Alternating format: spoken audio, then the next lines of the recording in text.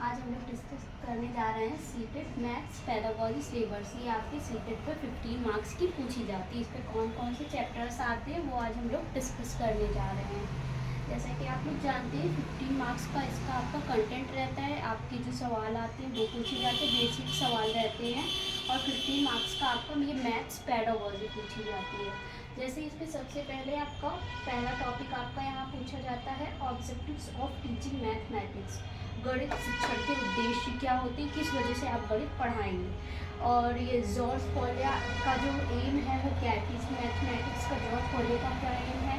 और इनके 2 एम्स हैं, narrow aim and broad aims, जिसको हायर एम्स कहते हैं। नैरो एम संकीर्ण उद्देश्य, व्यापक या उच्च उद्देश्य। फिर आता है आपका पॉलियास प्रॉब्लम सॉल्विंग मॉडल, इनका है किस तरह से इनके पूरा मॉडल है उसका फिर जब पढ़ेंगे तब बताएंगे। और फिर ये आपका ये NCF 2005 के बारे में बात की गई है। फिर आपका ये कॉन्सेप्ट मैपिंग बताई गई है, संकल्पना मानचित्र की आप किस तरह से मतलब मैपिंग करते हैं। फिर यहाँ पर द वैन हिले थ्योरी ये पूछी गई, द वैन हिले थ्योरी ऑफ जियोमेट्रिक थॉट। ये वैन हिले का पूरा थ्योरी है।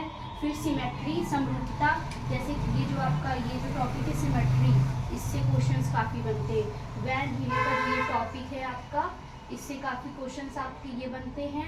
NCF 2005 इससे काफ़ी क्वेश्चंस बनते हैं। जॉर्ज पोलिया का जो नैरो एंड ब्रॉड एम्स, इससे क्वेश्चन बनते हैं आपके। यहाँ पे 2-3 क्वेश्चन बन जाते हैं। वैन हीले से हमेशा क्वेश्चन पूछे जाते हैं। फिर आपका ये सिमेट्री से क्वेश्चन पूछे जाते हैं। एक क्वेश्चन इससे भी सिमेट्री से आता है जो मैं और फिर ये टेस्लेशन से भी आता है।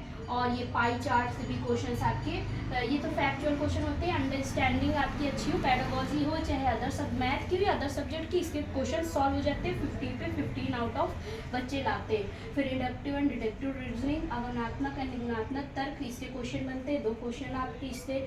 और इंडक्टिव मेथड क्या होता है, आगमनात्मक विधि, स्टेप ऑफ इंडक्टिव मेथड के क्या स्टेप होते हैं। एंड डिडक्टिव मेथड निगमनात्मक विधि क्या है, स्टेप ऑफ डिडक्टिव मेथड। ये जो इंडक्टिव एंड डिडक्टिव मेथड है ना, ये आपके काफ़ी इंपॉर्टेंट है। फिर यहाँ पर जैसे यहाँ पर पूछ लिया जाता है मीनिंग ऑफ टीचिंग लर्निंग, क्या है मीनिंग, आप क्यों पढ़ा रहे हैं, कैसे पढ़ा रहे हैं। तो टीचिंग लर्निंग मटेरियल कौन कौन से, मतलब आप मैथ पढ़ाते समय कौन कौन से टीचिंग लर्निंग मटेरियल यूज करेंगे, जिनको शिक्षण अधिगम सामग्री बोलते हैं।